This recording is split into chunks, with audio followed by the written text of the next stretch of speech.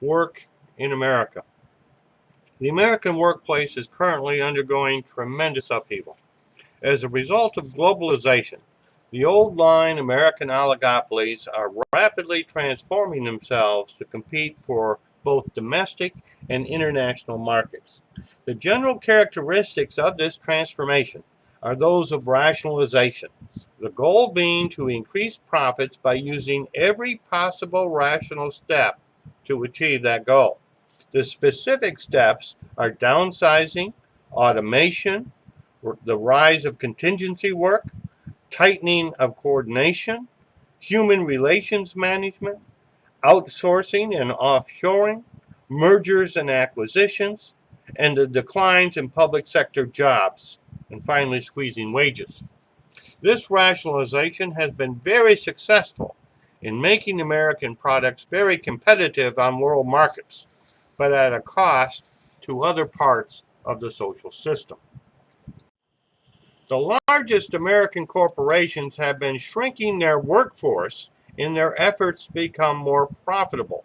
Since the end of the Second World War, the proportion of people in the United States who are working in manufacturing has declined steadily from nearly 40% during the war to less than 10% today.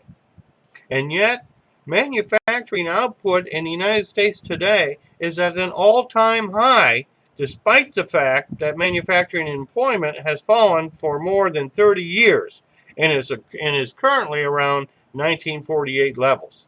U.S. factories are not disappearing. They simply aren't employing human workers.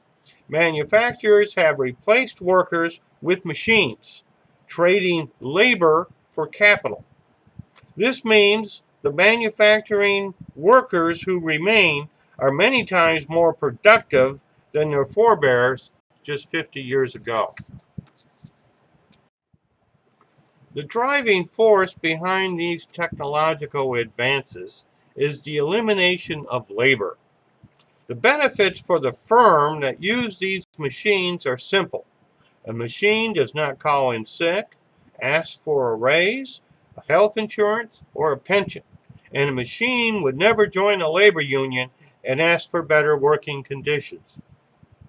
While manufacturing is the most striking example, there is considerable evidence that automation is transforming other sectors of the labor market, and there's increasing evidence that this leads to economic stratification, the decline of the middle class, and the subsequent undercurrent of unease that increasingly pervades American society.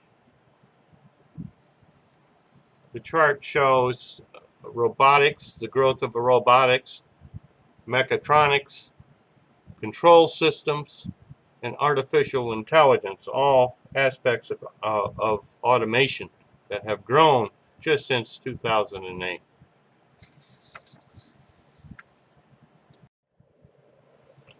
Mobile robots and smart computers are threatening to replace up to half the U.S. workforce within the next decade or two, according to an Oxford University study that identified more than 700 occupations at risk of computer automation. You can see labor displacing technology in your everyday life. Self-service grocery checkout lanes are replacing clerks. ATM machines are replacing bank tellers. Self-service pumps at service stations and automatic checkout lines at Walmart. In the graph above are the jobs that are most at risk over the next 10 years, according to the Oxford study. You see receptionists and information clerks, paralegals, legal assistants, taxi drivers and chauffeurs, cooks, fast food workers, bartenders, personal financial advisors, all will be replaced or uh, uh, the jobs much reduced as a result of advances in automation. A second factor behind the reduction in the workforce is the rise of contingency work. Advanced industrial society has entered the age of the contingency worker, of the fluid, flexible, disposable workforce. The replacement of permanent workers with temporary or part-time employees who are usually paid less and draw no fringe benefits is one of the most important trends in the American economy today. And you can see in 1989, contingent workers were 17% of the workforce. Today, it's up to 36%. In 2020, it is projected to be some 43% of the workforce.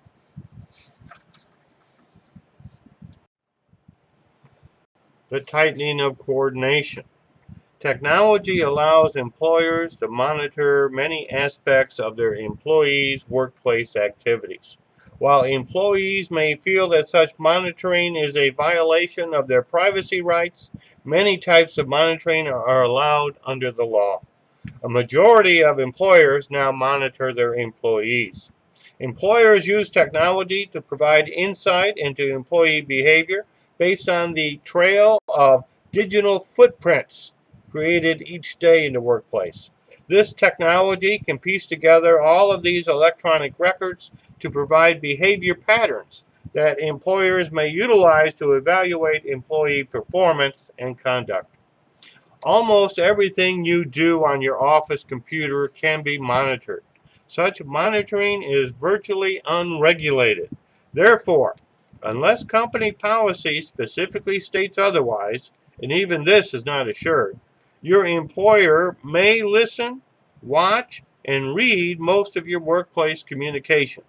Courts have often found that when employees are using an employer's equipment, their expectations of privacy are limited. Human relations. The social science of coordinating and managing people within organizations has also advanced significantly in recent years. Bureaucracies are increasingly turning to the human relations school of management, with benefits, quality of work, life projects, beer bus, pep rallies, stock options, and worker participation to strengthen employee commitment and managerial authority. The object of the Human Relations School is to give workers the illusion of control over their work lives, of a caring and concerned management team in order to engender loyalty and commitment to the organization. Howard characterizes the Human Relations School this way, quote, let people feel in control without actually giving up your own power. Provide them with a pretense of participation in decisions that in fact are beyond their influence and control. Elicit the energy and engagement of close personal relationships, but make sure those relationships always remain contingent on usefulness and performance. And don't ever become so close or committed to any particular relationship, any particular person, that it becomes an obstacle to exercising your authority. Under the Human Relations School of Management becomes an elaborate manipulation of workers. Corporate America has an additional tool that it uses to maximize profit in the new global market. Increasingly, American corporations are outsourcing many of their functions or offshoring in plants located overseas. Outsourcing has become a major trend in human resources over the past decade. It's the practice of sending certain job functions outside a company instead of handling them in-house. More and more companies, large and small, are turning to outsourcing as a way to grow while restraining payroll and overhead costs. Offshoring, or the practice of moving production to foreign locales while continuing to sell goods in the U.S. market, is a pervasive feature of the U.S. economy today. Market pressures drive businesses to seek reduced production costs, often in places where standards of living and protections for workers and the environment are more lax than in the United States. Moreover, An ineffective tax structure further encourages the relocation of assets and production to foreign countries with lower costs.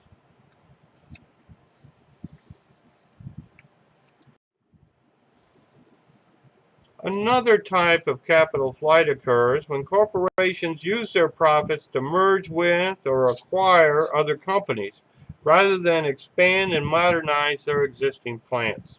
There has been a wave of corporate mergers around the world in recent years. These mergers have three major consequences: an increase in the centralization of corporate power and decision making. Second, an increase in the power of corporations over workers, unions, and governments. And third, a decline in the number of jobs.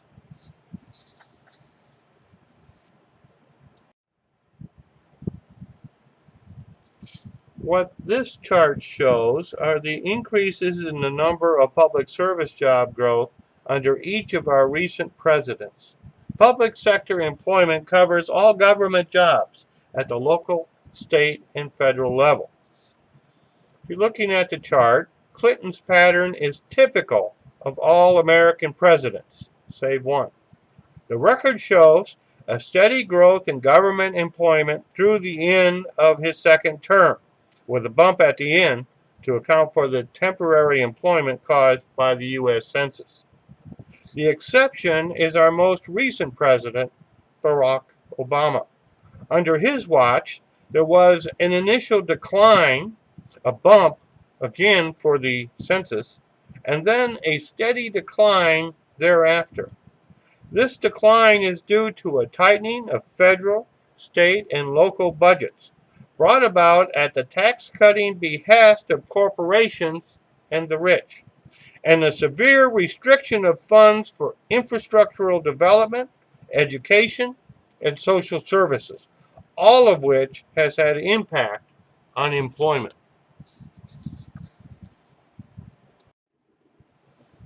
A final method of rationalization to increase the bottom line lies in putting tighter controls on the paychecks and benefits of the workforce that remains. Because of downsizing, the remaining workers often have more responsibilities and duties than ever before, yet their pay and benefits have stagnated despite the fact that American corporations generate more profit than ever. One indication that this is taking place is the median family income in the United States, as measured in constant dollars, has not risen appreciably since the early 1970s.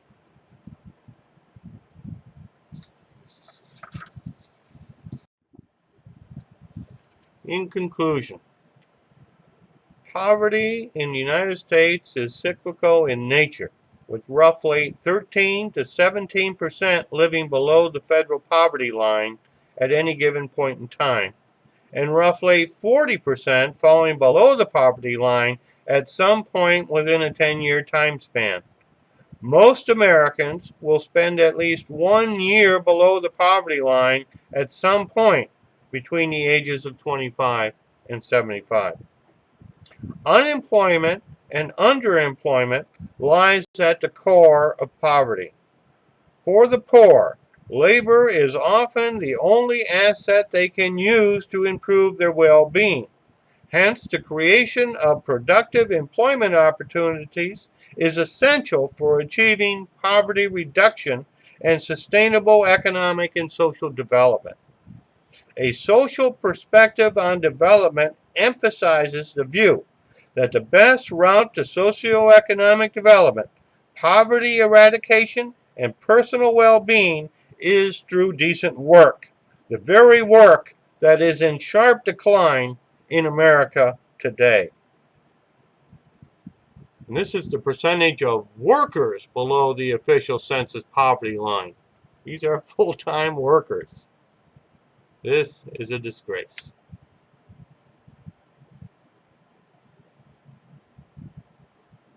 The end.